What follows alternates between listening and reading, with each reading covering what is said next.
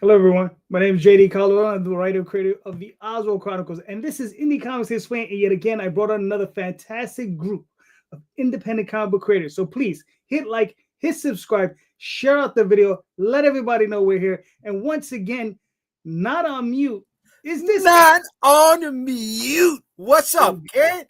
What's going on? Everything good? It's good. Good. This wild world of comics has us going up, down, left and right, sideways, backways, forwards. It's fucking crazy, man. It's crazy. So I heard you brought up some other crazy creators tonight. Did you? First, we got to bring on the pinch hitter. Himself. You got to bring in a pinch hitter. He was on deck. He was really close to being, he was next at bat, buddy. The Coco. The Coco.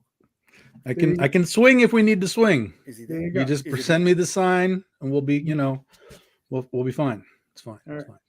Tom, let them know who you are, bro.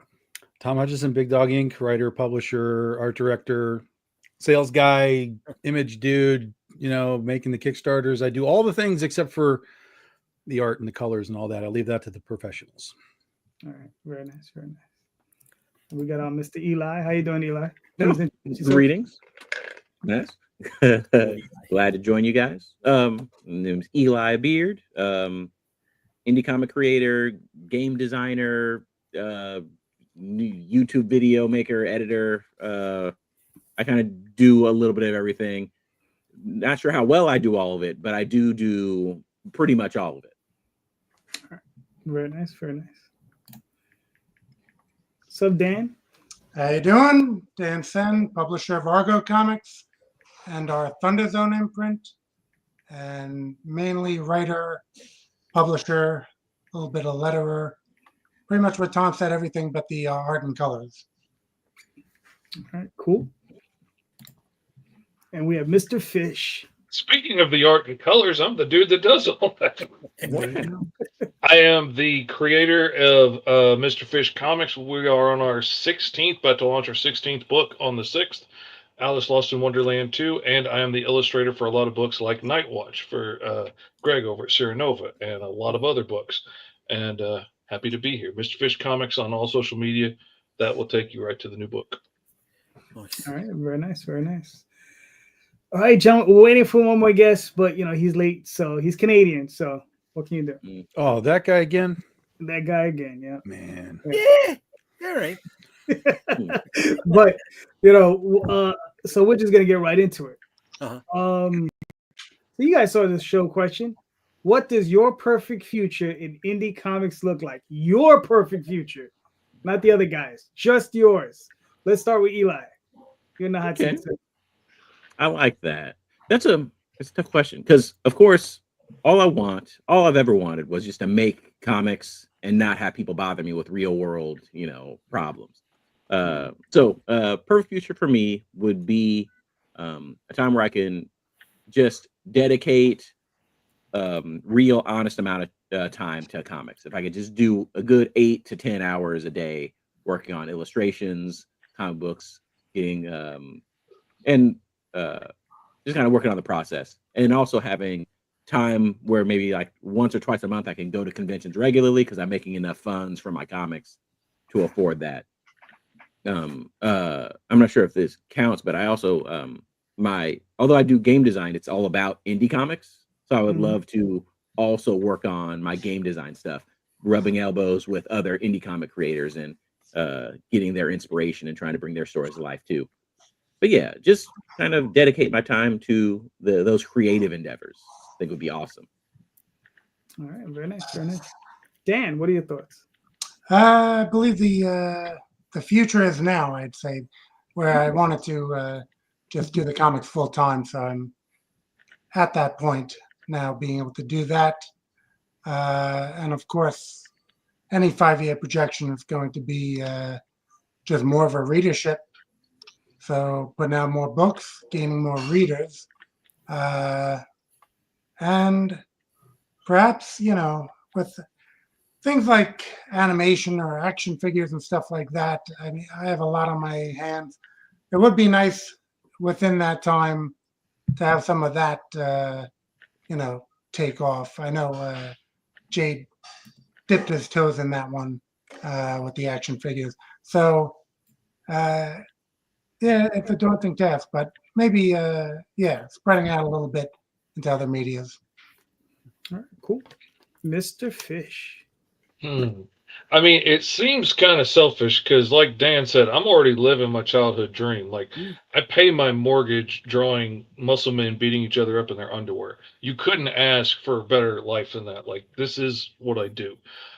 But, like, if I got 3 wishes on top of winning the lottery, like, I would like to be able to tell just my stories. You know, I love working with other people. I love the collaboration, but I've got so many of my own stories that I want to get out there.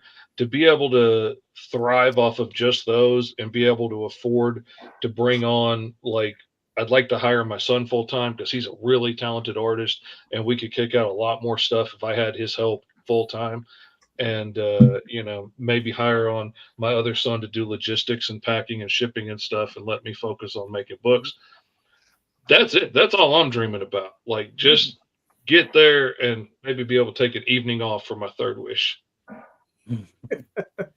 Nice. So then that would mean what? About 8 books a month? Wow. I mean, right now I'm averaging about 2, so like, yeah, it would probably be around there. Nice. That's crazy numbers. Yeah, it's hard. Could imagine. Tom.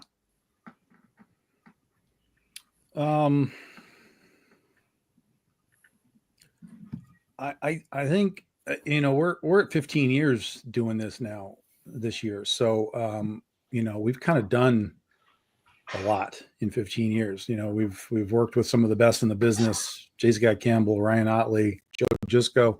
We've made action figures. We've put out series of books, not just a couple here, but like long running books.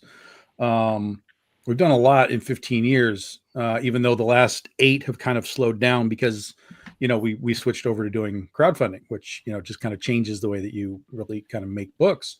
But I think that we've done enough now that the next step really is just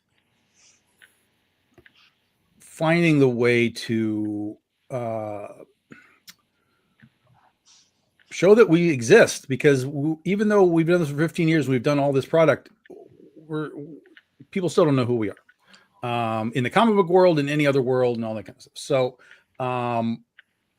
you know, it's time for us to take a step up to be sort of recognized as something along the lines of Zenoscope, Aspen, you know, those kinds of companies that have instant recognition with them when they do a book, or when they're at a con, or, you know, when they do an event. Like, we have to do that. We have to start to treat this like it is really, truly, you know, a business. Merchandising is part of that, you know, marketing is part of that, pushing the envelope of what we do out further and further and further. So I think it really, that's just it, is it's expansion from where we are. You know, we had a really great first 4 years. We went over to Aspen. We had a great few years with them, and then everything kind of contracted because we were doing Kickstarter. So instead of doing, you know, 2 to 4 books a month, we were doing 1 book quarterly, and that kind of changed the game for us. So, you know, we've started doing more campaigns per year. We've changed page counts so that we're doing more content, even if it's only 1 issue. So we've done a lot of things. We've tinkered with a lot of things, and I think I've learned enough that we can kind of take some steps as we get into next year, to just kind of put utilize what the internet gives you, right? Which I don't do, because I'm really not a social media guy. Everybody's like, "Oh, you're so good at it." I'm like, "No, I'm terrible at it. I don't know what I'm doing. I am completely just winging it off the hip whenever I do something." But there are people that know how to do social media and you know, all this kind of stuff, and use it to market, you know, whatever it is that they're aiming for. So I think that's sort of our next big step, is like find somebody who really knows what the hell they're doing to guide us into the next steps, to make us, let's say, relevant outside of just, you know, the crowdfunding world. Yeah. All right, cool. Jay, what are your thoughts? I'm loving what Tom and Fish are talking about, right? And it's getting people for the back of the house, right? That's what I want, man. I want to be generating enough revenue where I can have that team in place where I can just focus on creating the stories, right? I mean, I'm out here, I'm not even running lean, right? I'm running alone, and doing that. I'm spinning all of these plates. What are you talking about? I fucking run, bro. I've done Tough Mudders. I've done fucking Spartan races. Don't give me that bullshit. It's just that you said running lean, and there's nothing lean about you. Come on, baby. Manos de piedras right here. Man, my forehead's nice and lean, man. No fat on there, man. What are you talking about? No, the thing is, I'm the one spinning all the plates, and I got to keep them spinning. And I drop a lot, man. So I'm at that intersection where I know what needs to be done. I just don't have the time or the revenue resources to get it all done by myself in time. Mm-hmm. Makes sense? Mm-hmm. Yeah. Yeah. So perfect future in indie comics would be that, right? Having that going, and not having to feel like I'm Oliver Twist all of the time, right? And saying, may I have some more, or will you look at my book, right? Having that recognition, right? Jay's been doing stuff since fucking 2008, right? And he's built up a pretty nice catalog, wow. we gotta figure social media out. When a sperm race gets more views than our books, it's a sign of the times. God damn. Damn. All right. Well, this is, crowdfunding is almost like a sperm race, right? Everybody's just trying to get the little swimmers to hit Out for their own. Yeah. Yeah. Absolutely. I don't think I'd ever use that as a metaphor, but yeah. Wouldn't have before. Now I might. Right. What I'm all about, baby. Bringing out the obscure. All right. Yeah. So that's where I'd like it to be. All right. Cool. I guess I'm not too dissimilar than a lot of what you guys are saying. But I mean, one of the things that I really, really, really would like to do is, I already have 2 artists working on the Oswald Chronicles. I probably like to get another 2. Because the series, I'm close, but I'm not that close to finishing. You know what I mean? So it's like, I got the 3rd arc coming up, and it's about 14 more stories, and some of these stories are going to run anywhere from 32 pages to probably 200 pages, and it's going to take a while. So yeah, that would be is again, have the revenue to be able to just do it full time, and be able to bring on more hands to help out, with that sort of thing. So yeah. That's it. It's So the money, really.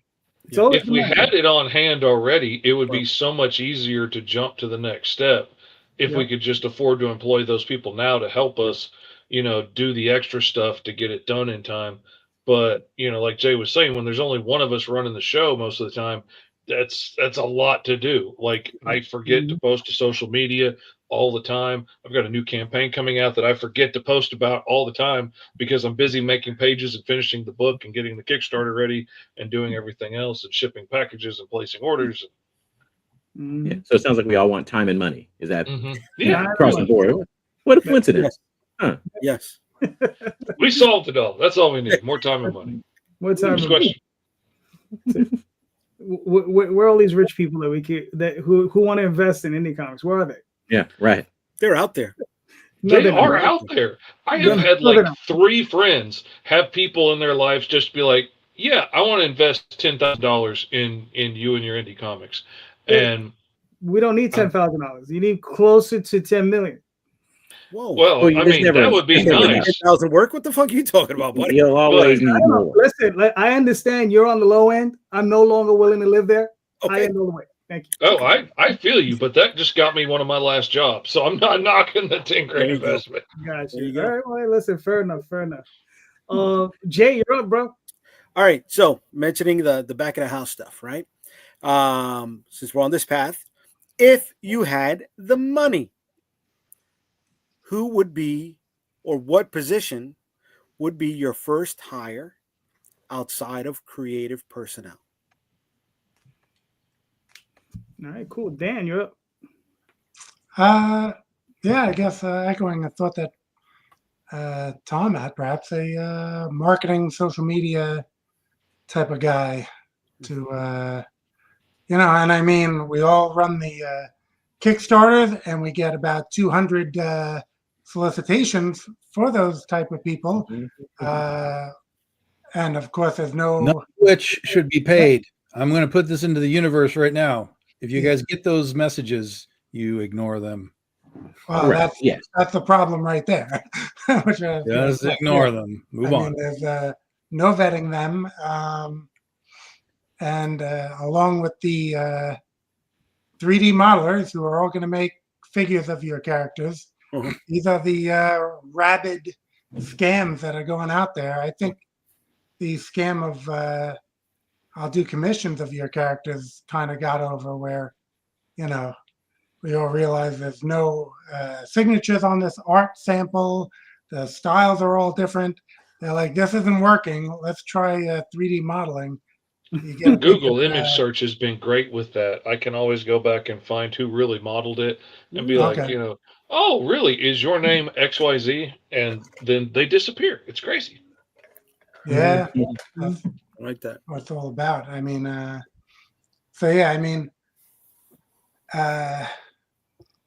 yeah, if there was a legit, which I think there were a couple that kind of moved out of it that were legit with that. But yeah, at this point, I really don't know of any. That might be a good place to start. And I see Vince White in the comments, and he actually has a cover in our current Kickstarter. So I'll thank Vince for stopping by.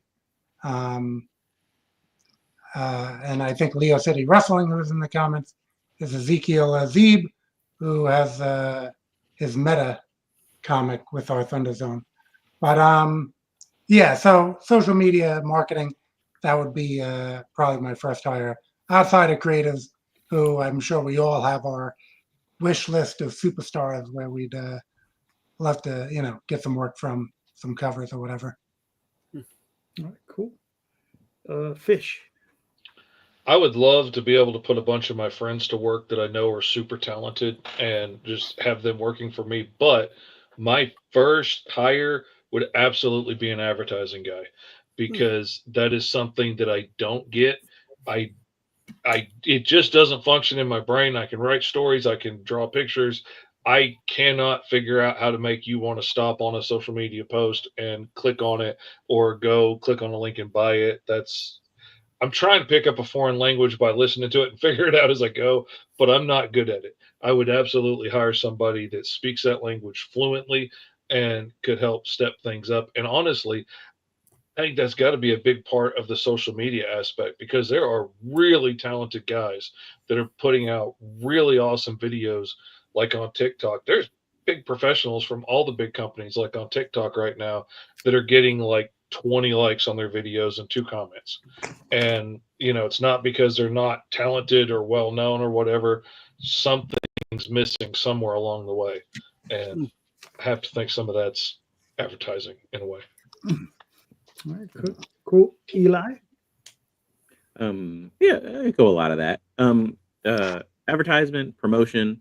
I don't know. I have this weird feeling about social media where I think, I don't know, I'm trying to get more into advertising, promoting at conventions in person with people.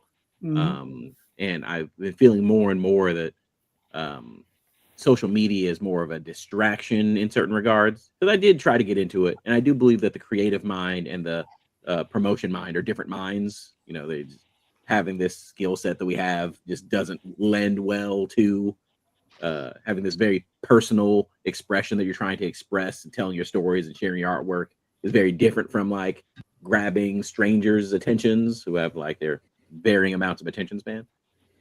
So if I could, I would probably try to hire someone for social media. I assume that would make some sort of traction. I'd also love to get someone to help me with scheduling to make sure that I can get to whatever conventions I need to get to and what I need to have done by the time this thing happens. Because once I'm in the zone and I'm being creative, time is like a very nebulous, vague kind of thing, which is not good for anyone else around me. And then aside from that, I'd also love to get some just beta readers, just some people to help me go through my comics and my content to make sure that like I'm following my own thread. I find myself reading my own comics a lot, not because, well, one, I do love my stories, but mostly to remember the context for, wait, what was that character's motivation again? Okay, so now when they show back up, they can do this. So if I had someone to keep me honest so I don't get so lost in the weeds, that would be great. But yeah, I think those would be my big three hires. And if I could get someone to do the coloring.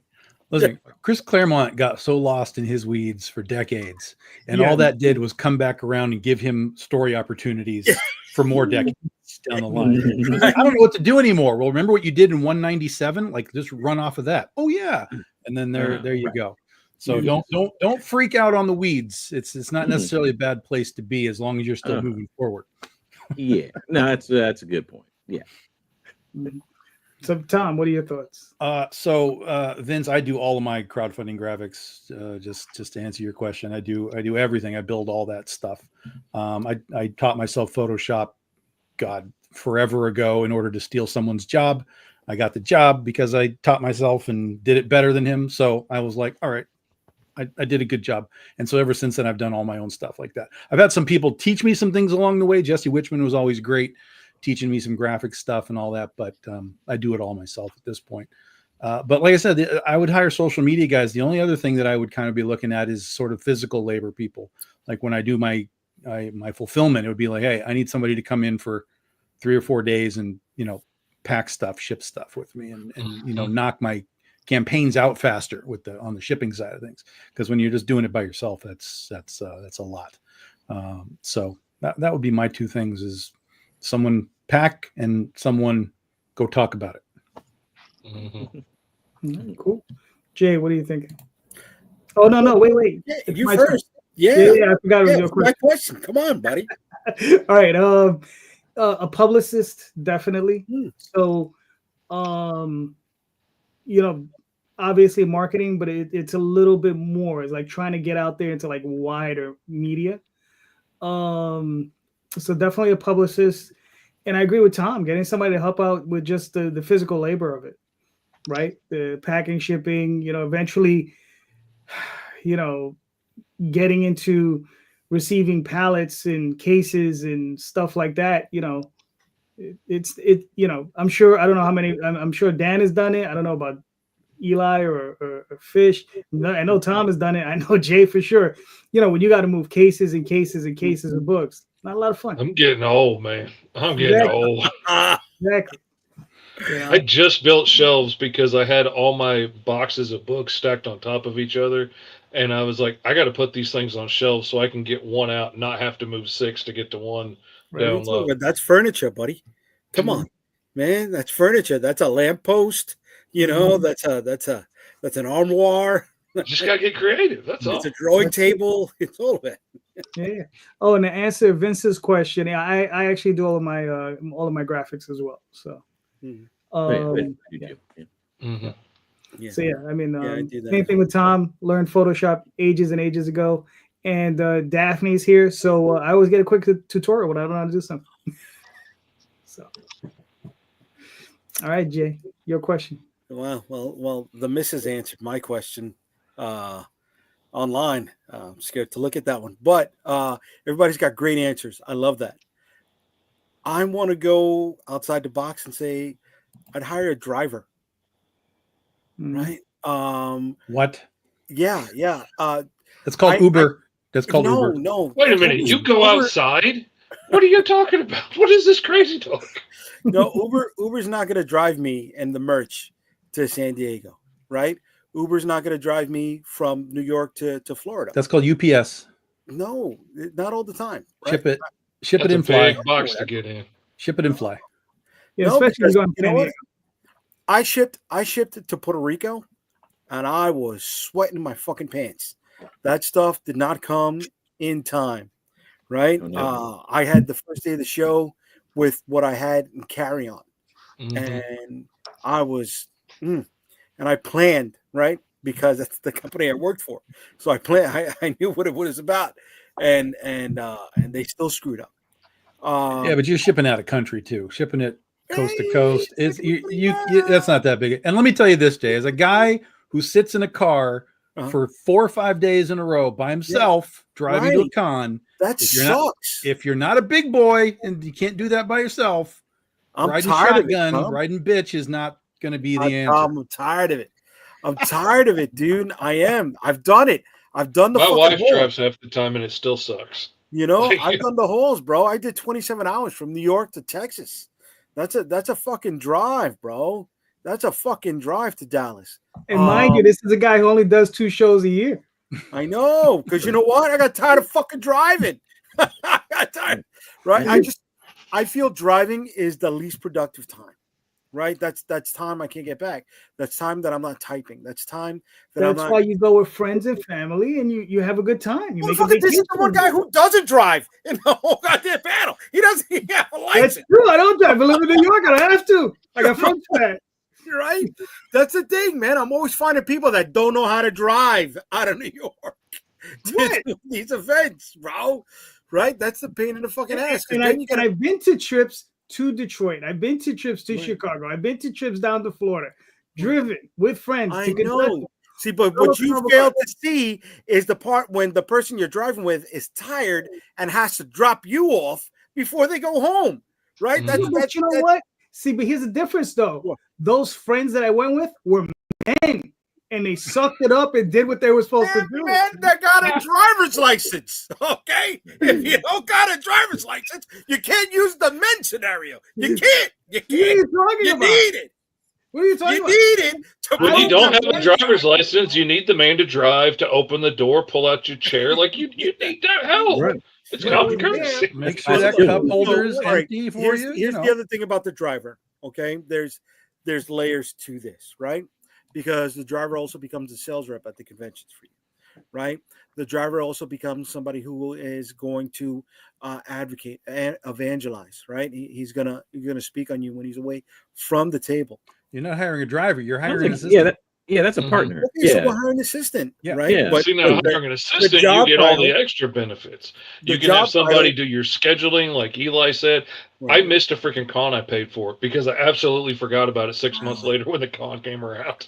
So, like, it would be nice to have somebody keep up with that and let me do the stuff I'm good at. Yeah, but no, I mean, dude, and those long stretches, bro. Sometimes you go road blind when you're by yourself, Tom. You do, right? Ohio State Turnpike. That's just fucking dead zone, bro. From Vegas to Anaheim. Dead zone is Wyoming in the salt flats. Oklahoma and Kansas kill me. See, I've never done that, bro. I haven't done West Coast stuff except from Vegas to Anaheim. That's it. That's it. I feel like I'm not trying hard enough. I just live in California, so there's just like I go up and down Cali. Yeah, listen, you got to really love going through Nebraska. That's some dead zone. Wyoming, that's some dead zone. I've never done that, dude. Like, I'm talking about no towns forever. Oh man, you got to be careful about your gas in Oklahoma. Like it is such long stretches between towns with gas stations and Google will take you to a town that used to have a gas station. It'll take you like 45 minutes out of the way to a town that used to have one and is been gone for 5 years. You know what's scary? Texarkana. That's what's fucking scary. Okay, Texarkana is the shit out of me. All right, I feel like I'm fucking Burt Reynolds. All right, and somebody's playing a fucking banjo in my back seat the entire fucking drive. Oh, no. Texarkana. Sounds like home. Yep. Texarkana was the big city we had to go to get comic books because they didn't have them. They didn't have them in my town. So yeah, we had to drive an hour to get to the big city. So what, Yeah, you're out maybe there? your maybe your driver will become like a mascot, like Ronnie the limo driver or There something. you go. All of that, bro. Be a character for you to have at the cons with you. I'm with that. I'm with that. All right. Tom, you're up, man. What's your question? Okay, so I'm curious. We talked about this on Friday night a little bit. I'm curious as to everybody's thought process on this. We were talking about the Time Machine, the movie The Time Machine, and how it's been remade, and every time it kind of gets remade, it's still sort of a period piece, right, of that era. And we started talking about like a period piece now for somebody would be like the 80s, because that's 40 years ago, right? For us, a period piece was like World War II stuff, things like that. So the question is what is your sense of the period piece as a valid storytelling medium? And I'm talking about going back 40s, 30s, 20s, maybe 50s, or even the 60s. Do you even have a sense of relevance for an audience anymore? Because really, if you were to make something from that time period, you're really aiming it at one demographic, and it's basically Gen X and above. And you're not going to, so the question is does something, if you were to be like, hey, Gen Z, I made a comic book about the 1920s, like, are they going to give a damn? Are they going to even understand the references? So what's your sense on like old school period pieces that we understand if we were to make it, nowadays? What's your, or if you have experience with those things, what's your experience? Fair enough. Yeah. Mr. Fish. I think there is some relevance still, because like my kids particularly, I've noticed, really dig the like 70s 60s kind of vibe. Like they're going even further back than like what I grew up in and enjoyed. Like they're going further back with the stuff they like. They're not as on target, and they're a lot more likely to mix up things and mix things from different decades together. And but so I mean, I don't think it's completely unrelevant anymore, but I like a period piece, but I like it when it's done well, because it really bothers me, like especially now when they're doing like the 80s and Stranger Things and stuff, when I see stuff that just doesn't vibe, or things that weren't around at the same time, it really drives me nuts as somebody who lived through it. So like I like it when it's done well. Like when I can tell somebody has really researched their stuff and things are accurate, even if it's a Victorian era that I didn't live through, you can tell when somebody's really put the effort in to study and know what they're talking about, as opposed to like, carriages and coaches and steam power. That's good enough. And so I think it's relevant, but I think ultimately the story has to be good, because it doesn't really matter where you set it. If it's, on a space station in the future, or if it's a diner in the 50s, like if the story's not good enough, then all the other stuff is just window dressing. It doesn't really matter. Fair enough. Eli, what are your thoughts? Yeah, I absolutely agree that the story is what drives the interest. I think humans just relate to stories, but I do think there's plenty of things you could do to kind of encourage current generation for media. Like if I were going to make a period piece, it would be about the invention of something. I'd go like telephone or TV, something or the internet, something that's just like right over there, but like it's kind of lost to the ether. Like generations have been born or raised with it always being a constant. So just to kind of give that contrast of a time before this thing that's instrumental to your day-to-day life and existence, what do we do right before that? So I'd probably do some stuff like that. I think all that would be interesting. I know that I'm from the generation where we discovered the internet. Like there was a time before the internet, and then we had the internet, and then things were never the same after that. Same thing with cell phones. Even the way just phones and communication works within storytelling mediums. I don't know if y'all have noticed, but like the I'm lost and can't communicate with people used to be a very scary thing in media for a while. But over the last couple generations, with the invention of telephone, that they have to like, it's either not there, like you always have, I can always call, or they have to put things in the plot to specifically get rid of people's cell phones in order to make it so that they're isolated.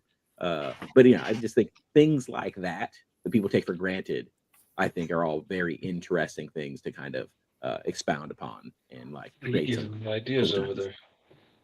there. Right. Sorry, storytelling. I love storytelling, so that's totally my jam. All right. Cool. Dan, what are your thoughts?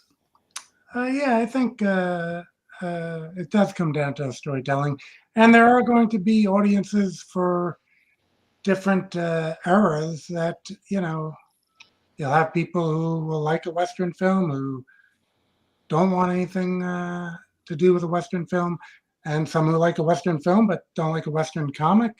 So it's hard to say, you know, if, again, with the right creators behind something, and as we were just talking about marketing, the right communication of what makes that a good story, I think can overcome the hurdles of having things from different eras.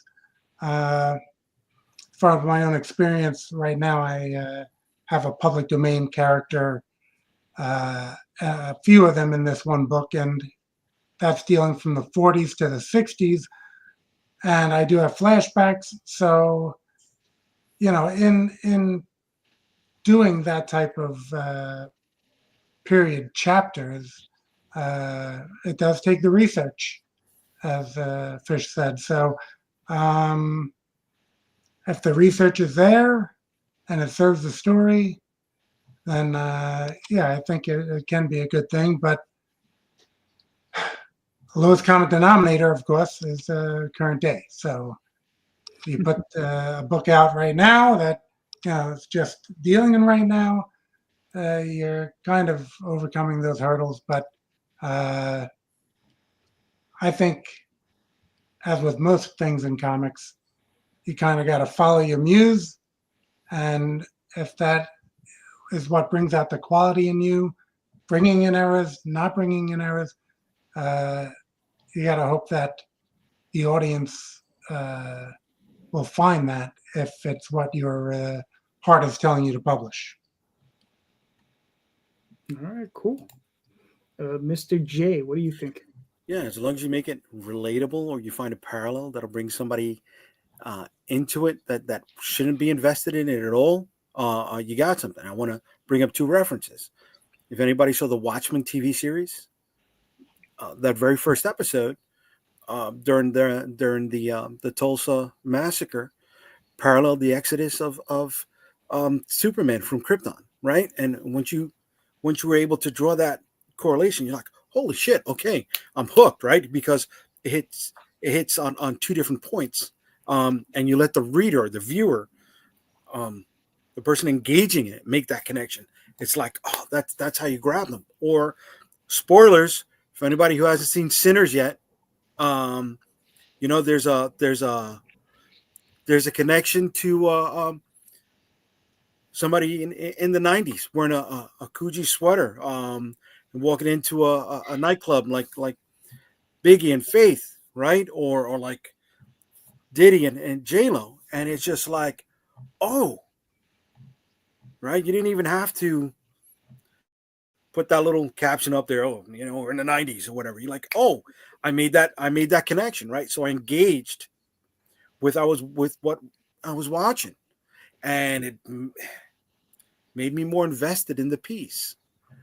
So if you can find those elements with what you're creating, the time doesn't matter, right? Whether it's Cro-Magnon era or you know, the Victorian era, or something that has come up to our timeline, as long as it's not future stuff, you can play with those elements, right? And you can find ways to engage your audience. Shit.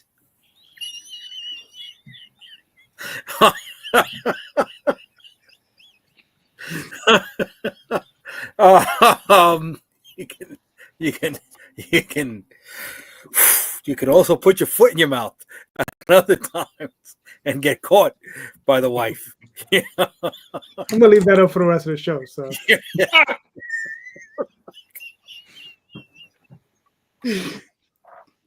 I don't know. I got lost once I saw that. But did I touch on what you were asking, Tom, or no? Did I? Well, somewhat. I mean, kind of all of you have, but I still think we're locking into, like, even you just mentioned the 90s, right? The 80s and the 90s, those are period pieces now. But yeah, what if we were making something from, well, here's a good example, right? So Nosferatu just came out last year, right?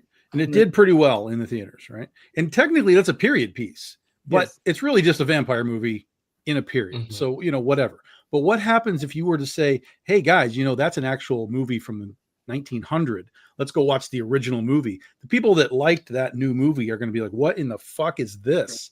Do you know what I mean? Odds are there are some movie people that will just be like, okay, cool. But most modern audiences wouldn't even want to look at that because it's just so far outside their reference points. So that's what I'm saying. Oh, I think there's a stretch where there's reference points, which gets back to probably the 80s, 70s.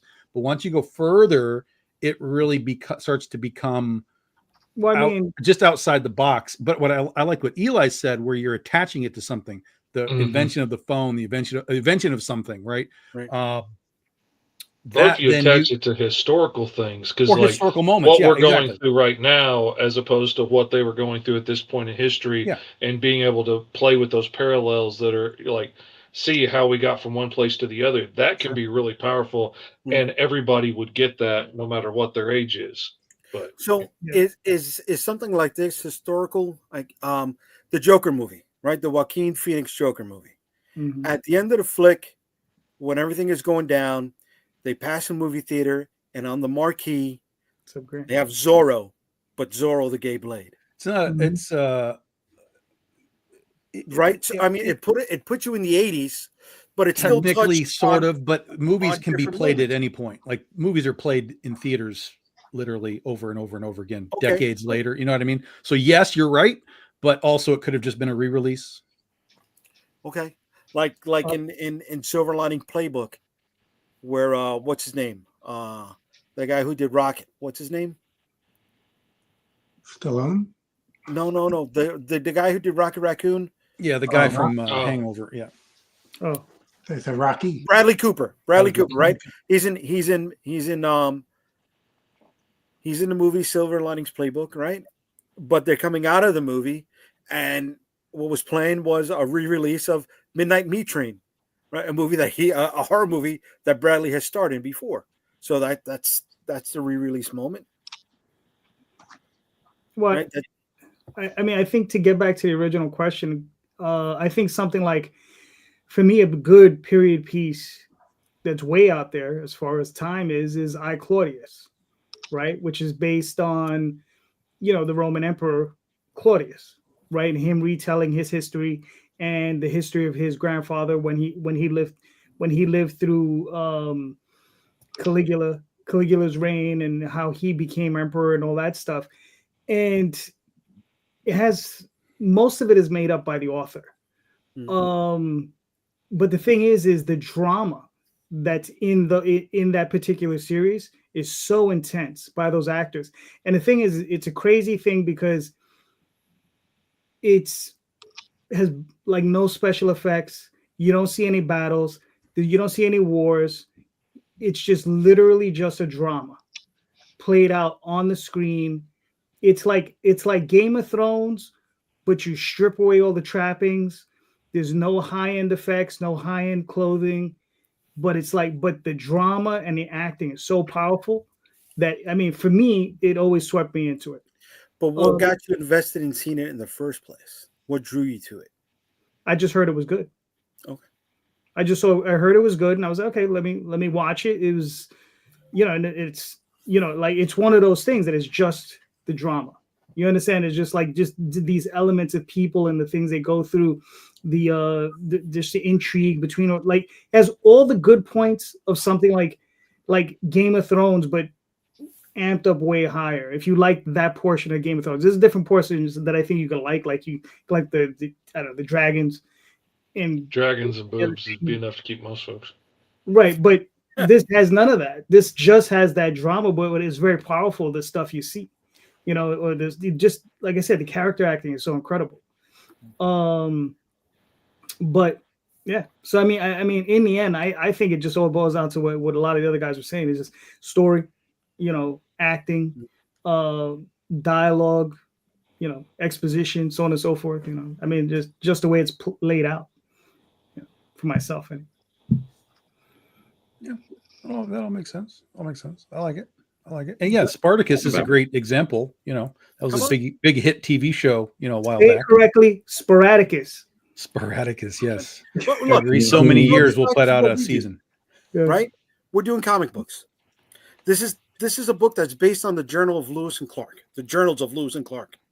Okay, they take it, but in between the journal, right? They're finding Bigfoots, they're finding sea monsters, they're finding hybrid people and stuff like that. I know whatever. I'm fucking. Last time I heard about Sacagawea, I think it was in the 4th grade, right? But here I am now, and this story got me invested in the 3 of them and their journey. Yeah, I In mean, a way that if you read Jeff John's Red Coat, it's I haven't read that series. I'm interested in it now that you mention it. But Red Coat by Jeff Johns, you might be interested in seeing that as well. okay. So, Yeah. but Good stories transcend time. Yeah, but it just goes to show you that all of this stuff is just scattered, right? Like there you go, like scattered nexus. Boom. Do you want me to play this video?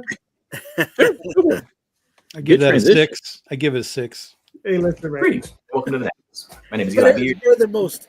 My card, Scattered Nexus. Scattered Nexus is a battle style card game based on a growing list of indie comics. Plays 2 players, about 45 minutes, ages 10 and up. It's a mix of my 2 favorite hobbies, battle card games and indie comics. I'm not going to explain how to play Scattered Nexus in this video. That'll be for another one. In each box, there are 6 comics that are being featured. These are real-world comics. I didn't make them up. They are comics with awesome stories and amazing artwork that have agreed to partner with me. They have their own characters, events, locations, and those are the elements that we turned into cards for the game. Each one of the featured comics is from Nerdonatics, indie comic publishing site. They help to promote indie comics and foster creativity. And we were able to partner with them to get their 6 most popular comics to join the game. So I cannot be more excited to be working with them. The game seems set up. To play, you just need 3 comics for each player. They shuffle them together to make a deck. There are no hard and fast rules about which comics to select for your deck. Some people pick based on art that they like. Some pick it based on genres that match together. I pick mine just based on general vibes and interesting stories I'm trying to tell, but there's really no wrong way to do it. After you've selected your 3 comics and you've made your deck, each player draws 5 cards and you're ready to play. In Scattered Nexus, there are 10 genres. They all have their own strengths and weaknesses. They're all based off of storytelling genres. So there's action, adventure, horror, romance, things like that. And each comic featured in the game represents 2 of those 10 genres. What I found is that there's a lot of like overarching archetypes within the storytelling space, and indie comics in particular have a very unique flavor that they're able to create and provide to the audience. So specifically, if you like the idea of like mixing high school romance with demigods and superheroes and figure out what that would be like in a crossover, then Scattered Nexus will kind of satisfy that curiosity. I designed Scattered Nexus to be full of interesting decisions and interactions, that there's always a give and take to any decision. In Scattered Nexus, what you're trying to do is play characters to attack your opponent. When players take damage, they'll lose cards from their deck to their trash. You're trying to do damage to their empty deck. If you do that, you win. You're trying to do that to them before they do it to you. We have 3 previous game boxes that are also available if you want to mix and match with some of our other comics. With this box by itself, you can make 20 different deck combinations by mixing the 6. And if you add our previous boxes, that is 24 different comics, which makes, I believe, 2,024 possible deck combinations. Every year, we're trying to make 6 new comics to add to the roster to fill up our genre list till we get 90 total comics. After we do that, we should have over 100,000 possible deck combinations to choose from. So that's something we're looking forward to. I will say, if there is a bit of a strategy if you want to be competitive about it. Each genre has its own strength and weakness. So if you pair together a lot of comics that have matching genres, you maximize that strength, but then you also maximize that weakness. I've also seen some players select comics to complement each other's weaknesses. So, I mean, there's a lot of strategy just in the deck construction alone. I designed Scattered Nexus to be easy to pick up and play and understand. I think it would be a great starting point for anyone who's interested in getting into battle style card games and looking for a place to enter. Also, it has a lot of depth and nuance for advanced card game players if they're familiar with these mechanics already. Either place you're at, I feel it's easy to hop in and get a good game out of it. In this particular campaign, we also have a couple bonuses for people who are backing it. For this campaign, we created a custom game mat specifically featuring our Nerd and Addicts comics. It's available only in the campaign, or you can find me like out in the wild if I'm at a convention or a game shop. As a special benefit to thank the people that are supporting us, if you back the campaign within the first 48 hours, we give you a free game mat as a thank you. We're also having a collector's box, which is a game box that's going to be big enough to feature all the comics we've had previously, and even some of the ones coming up in the future years, with little dividers to help you stay organized in your own collection. So that's also a nice perk. I know I'm going to be getting myself a copy of that. That's Scatter Nexus. Thank you for watching. Hope we can count on you for your support, and I will see you in the next world. All right, that was a lot longer than I remember. Four and a half minutes. It's long for a video. Yeah, I forgot the short attention spans. You got to keep it snappy. Yeah, but listen, man, it looks like a lot of fun. So talk to us. Tell us more about this. Yeah. So, this is just an ongoing project, mostly created so I can rub elbows with my favorite comic creators. But yeah, every year we find 6 new indie comics that want to partner with us, and then we make 10 little cards that represent their comic. And then it's just a fun little battle style card game. You get to beat up your opponents with, beat up your other players. They're pretty enough that they're just fun to collect too. I know I like particularly check out artists that I think are like just have really good artwork, so that I can put them in a binder and have them somewhere nice. But it's also a great way to like support indie comic creators. I don't think we get enough attention and love. So just having another avenue to be like, show your support and even, enjoy them in a more active way. So sometimes you're reading a comic, you can't really control what happens. You're just along for the ride. But I think this way kind of gives people another hands-on way to kind of encounter or experience indie comics and kind of the shared world and the fun that you can have in there. But yeah, I think way too much about it. So if you have any questions, I can answer them. But I don't want to just bog you down with pouring all my information onto you. Gotcha. All right. Cool. Yeah. We decided to just go with 2 options. We're using BackerKit instead of Kickstarter. Just wanted to see how many people I can bring on a new platform. A lot of people don't know this. BackerKit is pretty much it's an add-on for Kickstarter. It's what helps you with like the emails and like the posting and keeping track of like who's backing you on Kickstarter. A couple years ago, they just decided like we're already doing all the stuff. All we needed is a way to like, host it. So they started doing their own social media. I mean, their own crowdfunding promotion type crowdfunding campaign system. They have really cool features too, like being able to stream right to the main page when you live stream. Yep. And they also have like preview pages that they'll set up for months in advance where people can go add their email, and they will email them when the thing launches. This campaign, we just decided to go keep it easy. We have 2 options. You can get just the game, or you can get all the game. The Scatter Nexus Nerd and Addicts, $25. Get the box with the 6 comics in it, or you can give me 100, and I will just give you everything that we have so far. So you get this box, the previous 3. Also a collector's box that has kind of enough space for all the stuff. And then we also have some add-ons if you want to like get that a la carte, piecemeal it. But yeah, just kind of pretty much seeing if this works. We're using a lot of like print on demand options to kind of keep the cost nice and low. But yeah, I think the beginning of something really cool. Hopefully we can do this for the next couple of years, as until we get those 90 comics we can partner with. All right, cool. Now, so far with BackerKit, I don't know. Have you tried this on Netflix and compared the 2? Are you having better results here rather than Kickstarter? Are you going to run it again on Kickstarter? What are you looking at? I'm not sure. I'm going to be doing more of these as time goes on. I like BackerKit. It seems like it hits its halts a lot stronger. Kickstarter kind of has its big wave in the beginning, big wave at the end, but there's a little bit of trickling in the middle.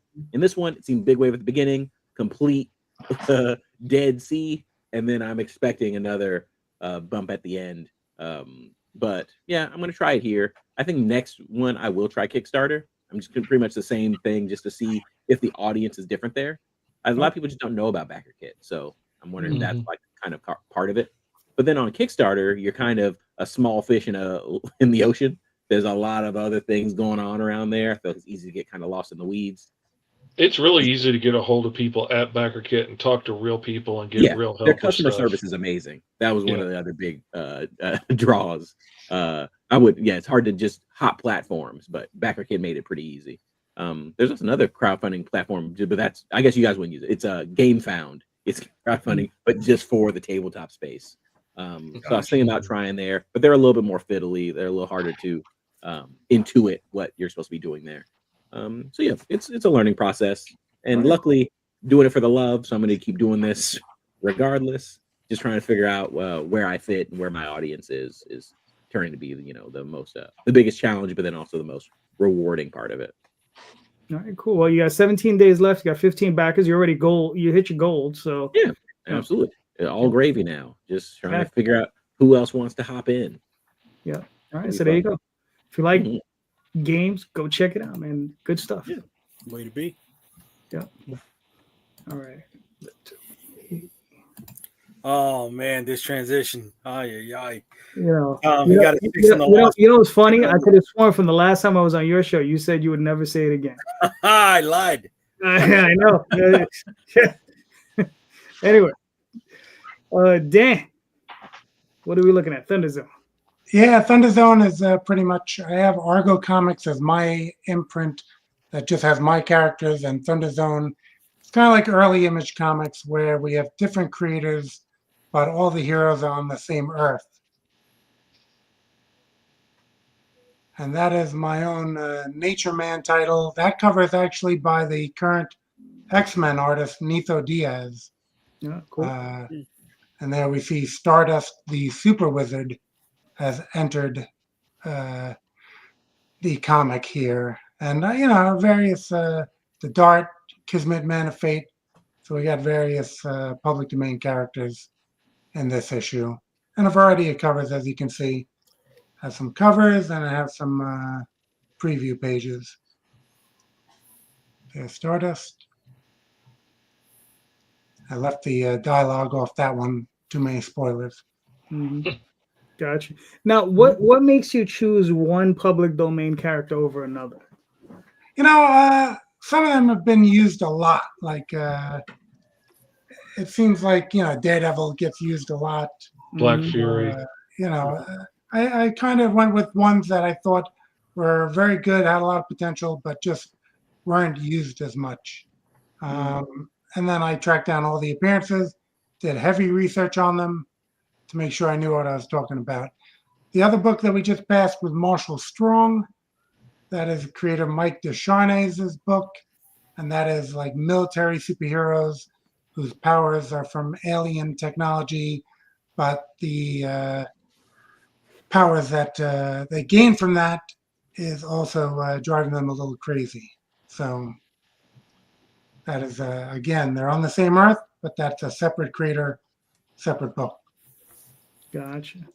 Big Ass Blues is another one of mine, where we have supervillain, maximum security prison, and superheroes as the corrections officers. That's an interesting idea. That's the Vince White cover that I was talking about. Oh, thanks. I thought it was a little something different. And in my past career in law enforcement, I worked closely with the corrections officers and did a little research, because this is all started when I was still in that career. So, and as I said, we have covers, preview pages. And Supercross is created Jerry Himes over in Singapore. And it is Singapore superheroes. They're teenagers.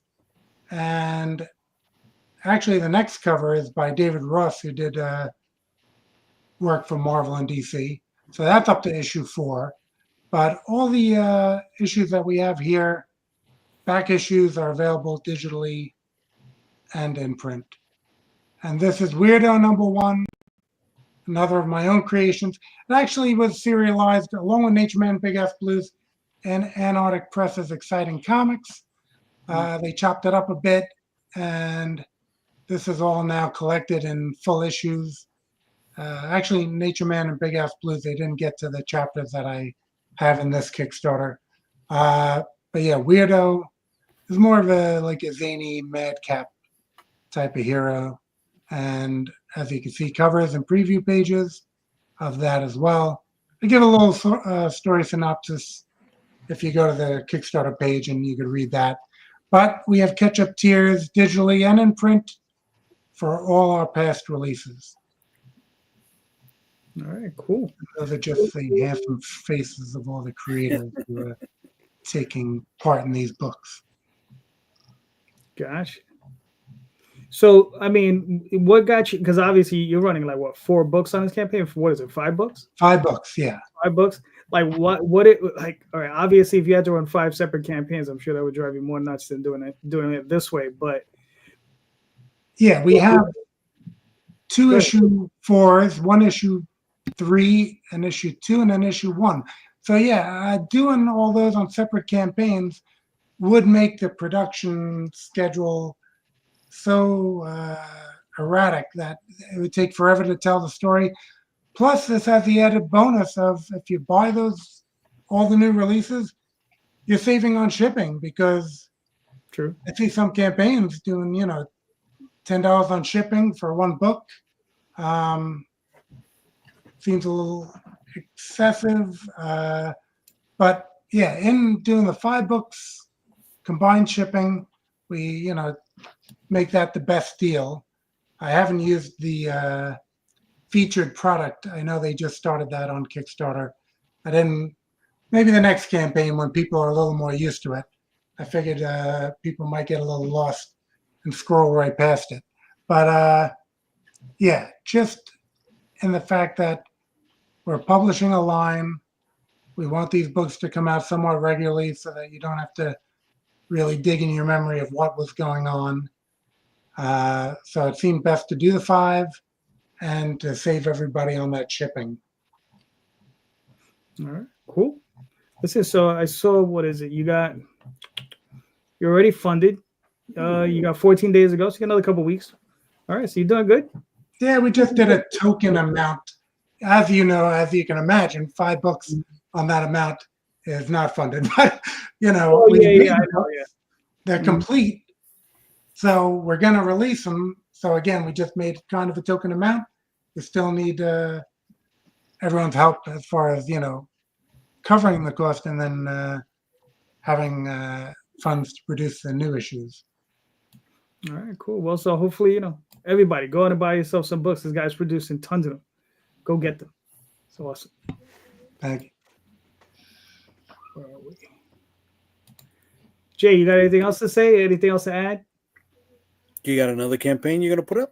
Yeah, I'm going to put up. And obviously, so why didn't you have it ready? Not one of yours. Why didn't you have the tab set up already? I haven't seen one from you in 6 months. A good co-host would have a segue to help JD along a a little bit. Should have the segue. Gotcha.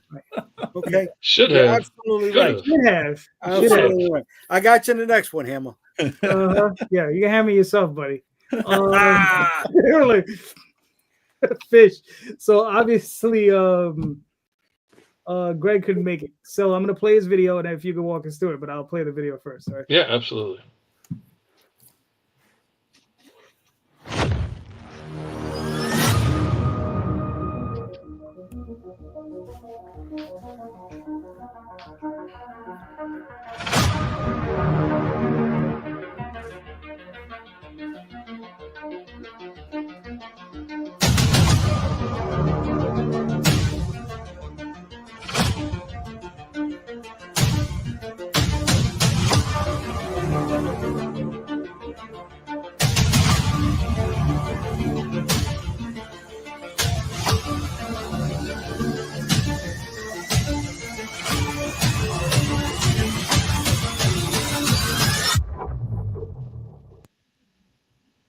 Cool. Really enjoy that video every time I see it. It's short and quick, but I dig it. And I wish I could say I did it, but I didn't. Gotcha. Now, do you want to walk us through it? Because I know Greg's not here. So Yeah, this is Night Watch. It follows a former MMA fighter, Kenny Quinn. He like wins the biggest match of his career, and then he just walks away, like hands the title over to the guy that he beat, and just walks away from it at the top of his career, gives it all up, and turns to a life of becoming a vigilante, fighting crime to make up for crime that was committed long ago. Avenge his fallen friend, all that good stuff. And like this is a real legit trained badass going out and bringing destruction on the people that he holds responsible for everything. And it's freaking awesome. It was really challenging for me to work on, for one, because he's an MMA fighter, like I couldn't do the stage combat kind of stuff that we're used to in comics, and like the really overblown, like drawing way back for a punch and going all the, like it had to look like actual MMA fighters and stuff. So I'm like watching all these matches and stuff and trying to figure out how to convey this and make it look realistic, and but still be exciting and action packed. And the real compliment has been people that actually study martial arts and MMA fighting and stuff have been like, man, this looks so good. And Greg's like, yeah, fish speed. But it was really awesome to work on. I'm really proud of it. It's got some amazing artwork on it. It's a really interesting story. I think once you check it out, you're absolutely going to want to come back for more. Greg's already trying to book me out for like the next 6 issues on it. So it's going well. All right, cool. Very nice. You had like what, another 4 days left, I think?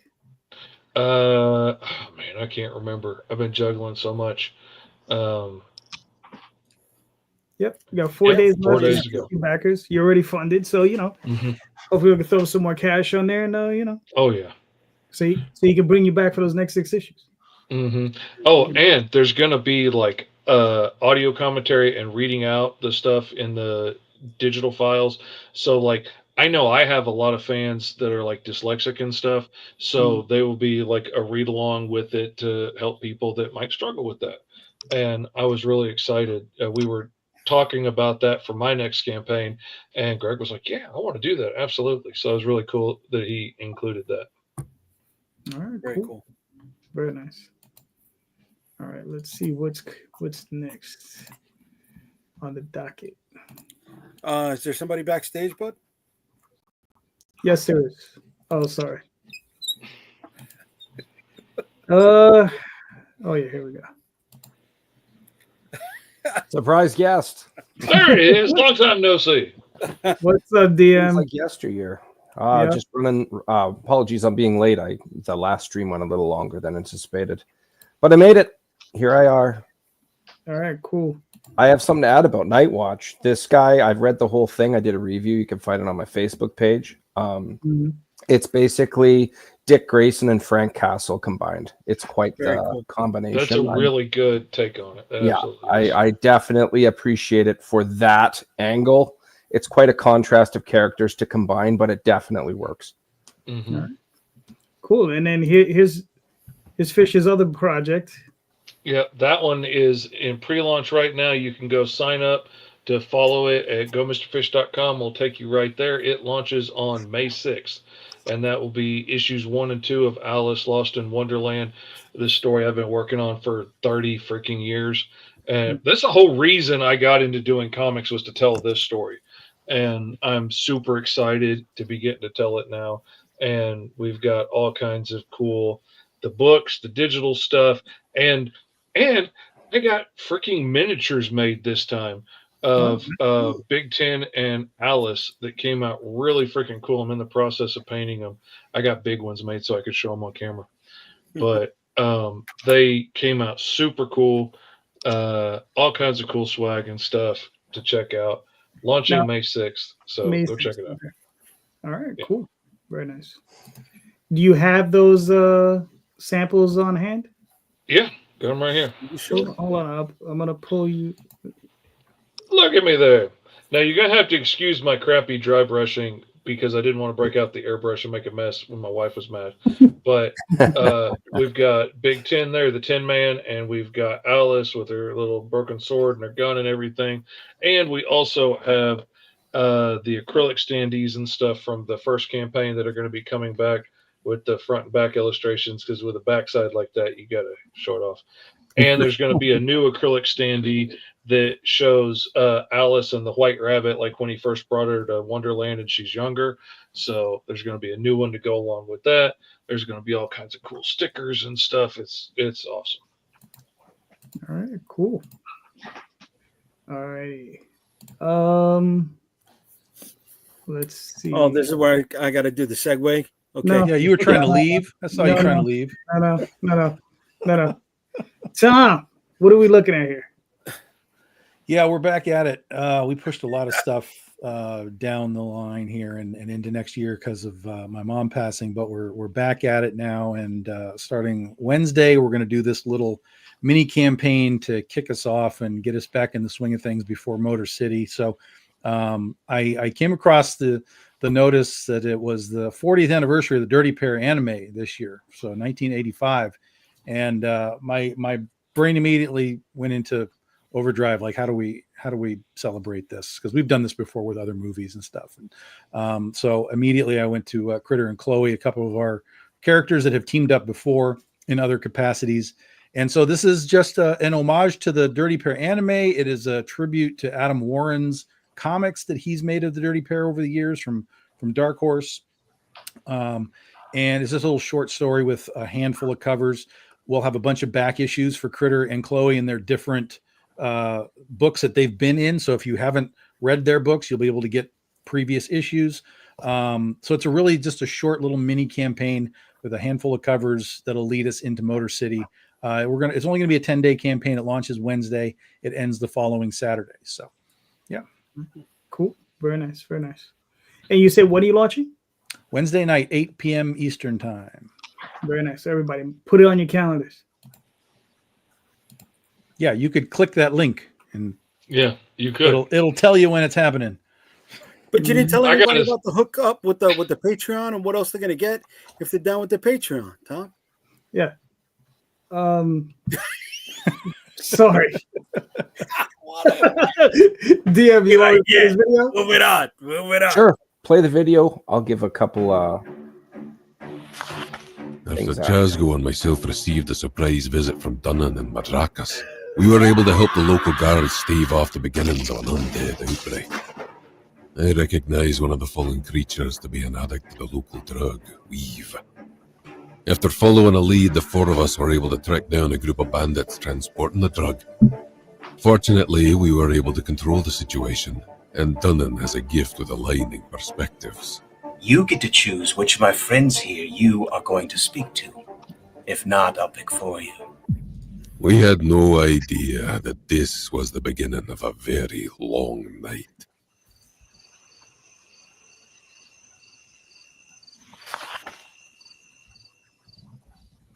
All right, Nice. cool. I got here late, so I won't take up too much time. But with that said, this is a 3-issue miniseries, medieval fantasy themed, of course. It is about 4 friends that just after getting back to their hometown and they're about to catch up, have a reunion, if you will. It's cut short by an undead outbreak, which these 4 people help the local guards pacify. After going over a couple of fallen creatures, it is believed that this outbreak had something to do with a local drug called Weave. And book number 2 involves these 4 fellas following a lead and coming across the HQ of the distributor of the drug. By the end of first issue, leading up to that point, they're not sure. There's been a curveball. They're not sure if these 2 things are mutually exclusive or not.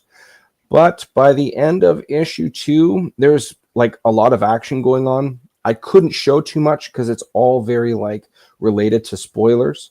But I guarantee you there's a lot of crazy going on in this one. I've said this as a joke in another stream. It's basically like magic, melee, mayhem, monsters, and I'm sure lots of other M words. There's lots of add-ons, including plush blankets that are of previous art and current art to both campaigns of both issues. There's a metal foil cover, which is the stained glass one. I think that's really going to make the stained glass image pop. Somebody backed the Ultimate Backers tier, which is over $200, and I'm very flattered. They're completely all in for this story, which is really, really awesome. There's T-shirts. You get to pick the choice of T-shirt, size, color, and there's 4 different art options. It's a metal foil pinup that you see right there without the cover label on it, just the virgin image. And a lot of people were saying that should have been a metal foil cover. So as a compromise, not to take attention off the stained glass, you can get it just as the foil pinup. It's cheaper that way too. So really everybody wins with that option. There's D&D character sheets, level 5 characters, loosely based off of, the characters are loosely based off of the protagonist in the story. There's your options for the plush. We're calling them plush tapestries, but they're essentially just blankets. We've hit 2 stretch goals. If you scroll down, it shows each one. We've got die cut corner sticker based off of issue 2's main cover. Everybody had such topic debate over this image that we've given it as a black and white pinup now for free. That was the second stretch goal. If we get a high enough value, we will debut one of the covers for issue 3 at the back of issue number 2. Shout out to Victor Medina, Dan Kemp, Micah Myers, in all their respective disciplines. And of course, my publisher, Philip Russert of Philbo Publishing. They've all been doing really good work for me. You can go check out Philip Russert. He's got something going on right now called Papa, which is essentially an old man versus the mafia with a really good twist. At the end of this first issue, I've read all 5 issues. But if you are a big fan of meeting up with your friends, if you have friends you haven't seen in ages and you really long to catch up on that level of camaraderie, this book is a tribute or an homage to that level of companionship, that the caliber of, as I said, camaraderie, friendship. Anybody who, if I'm saying anything right now that you can relate to, I guarantee you, backing this book, you will get a little bit of that out of it, even though it's not your circle of friends. But lots going on there. All right, cool. Very nice. So you got another 4 days left? 4 days to go, and trying to get a 60th backer currently. Okay. But I'd really like to get the next stretch goal. It's secret what it is, but I think it will be a really good one to add. Every time we get a stretch goal, it's free for everybody else who's backed, right? So even if you've backed and you're listening to this, give that link a share, because if you get enough people in there, you get more free stuff because of it, right? Yeah. So. Very nice. All right, cool. Listen, like I said, you got another 4 days. Now you're just, the gravy train. So hopefully you get a few more backers and, make it happen. Yes. All right. So I got this last campaign to pull up. Is one I'm involved in. So I'm going to kind of make it quick. All right. So this is Tenchi Muyo. Jumped again. Yeah. Good for you. Yeah. Well, for us. Hello there, Tenchi fans. Patria Burchard here, the voice of Ryoko, with an exciting announcement. Armature Entertainment is launching a Kickstarter campaign to reintroduce the 1997 Tenchi Muyo comics to readers old and new. For those unaware, Tenchi Muyo started out as an OVA series or direct-to-video release in Japan in 1992. From there, it became popular the world over for its mixing of sci-fi, comedy, romance, and, of course, zany adventures. When it became popular in America, these comics were made to try to appeal directly to American comic fans. This release, Tenchi Muyo, the American Tenchi Continuity Omnibus Edition, combines all 6 issues of the storyline Ryo Oki's Day, created by artist Matt Lunsford and writer J.D. Calderon, into one complete collection. This story features all of your favorite Tenchi characters, including Ryoko, of course, but also Mihoshi's dedicated partner Kiyone, as well as Nagi, Kenoki, and a myriad of other characters, all drawn in a style that's both a throwback and a fresh take on Tenchi Muyo as it used to be. Want to know the really cool part? If this campaign is successful enough, Armature Entertainment can continue the adventures of the Tenchi Gang. But now, that's up to you. You know, the carnival comes and goes. Well, it's finally back. So, don't miss it. Thank you all for supporting Armature Entertainment and Tenchi Muyo. Until next time.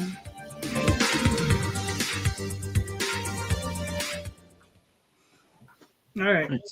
So, That's awesome. yeah, I mean, like I said, this is a series that I wrote when I was 27 years old, back in the 90s. And it's come back because the guys who are running this, they're huge Tenchi fans, so they want to bring back the property. They negotiated with the Japanese, and they got a deal where they're gonna have there's like the Japanese version of Tenchi, and eventually there'll just be the American version of Tenchi. And this particular book that I produced or helped produce in the 90s is going to be a portion of that. So, you know, it's just interesting because, like I said, I've told everyone, you know, one of the things that I missed out on was the fact that they never produced a trade paperback of the series, but here it is. So this is kind of cool for me. It's kind of like revisiting something. Was this ever translated into Japanese? Not that I know of. No. Okay. Yeah. And if they did, they owe me money. So that's all I have to say about that. But yeah, no, not that I really don't think so. It was put on the videos when Pioneer had it. They put it on some of their Blu-ray releases, and I think some of their DVD releases. But I don't think it's ever been translated. So yeah, I mean, we got another 21 days to go. 628 backers, $63,000. I mean, I don't know where this is going to end or how it's going to end up, but you know, it's going well. It's moving along well. So everybody just jump on in. There's hardcovers. There's a trade paperback. There's PDFs. Go check it out. So there you go. Now, did you have to research a lot about Tenchi Muyo? Are you like a diehard Tenchi Muyo fan now after to write for the official? No. What happened was back then when I was working on this stuff, I was writing something called La Blue Girl. The editor had left that job and asked us to go join her on Tenchi Muyo. And we were like, sure. So I had never heard of it up until that point. They gave me 12 VHS tapes that had the entire universe, saga on it. I don't know if it's 24 or 28 episodes. Watched the whole thing in 2 days. And I wrote 2 proposals, and they accepted the one. They accepted the one that's currently running is Ryo Oki's Day. And that's it. And I wrote the 6 issues. Nice. Now, so it was for work, but did you become a Tenchi Muyo fan after that? Or you're still like, no, it was a work thing. I don't know, but... It was a work thing, man. Yeah. You know, it was. Don't get me wrong when I say that. I really enjoyed doing it. Yeah, of course. But it was one of those things where it's like I never really saw it again. And one of the things that I found funny is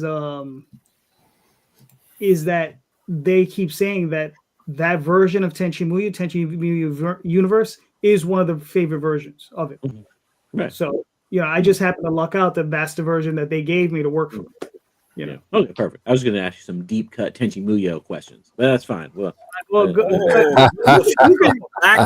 Universe, I might be able to answer. But if it's going to be a super backer here. Yeah. Is it from Universe or is it for one of the other portions of the? No. I watched Tenchi Muyo very early in my anime obsession, so I actually don't remember a lot of it. So I'd have to go back and do research before I. Okay. Like I said, if it was Universe, I might be able to answer it. If it's from one of the other things, like the movies and stuff, I haven't watched any of it. And the newer stuff. I haven't seen the movies either. It was on my TV when I got home from elementary school, and I remember being like, "Oh man, this guy's got a lightsaber. This is cool."